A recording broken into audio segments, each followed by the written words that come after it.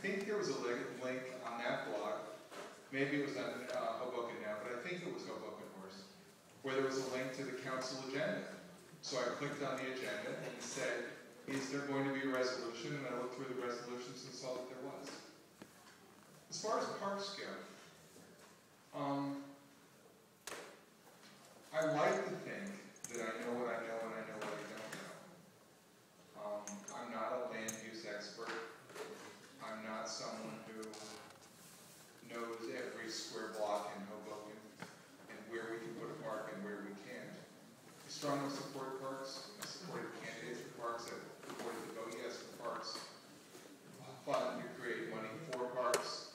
And I believe the parks are very, very important, not only as passive parks, but as active parks where people can have recreation and work with their recreation department or wherever else. But my role in situating a park in the 3rd Ward would be to support, as a council member if I were chosen, those people who were making plans and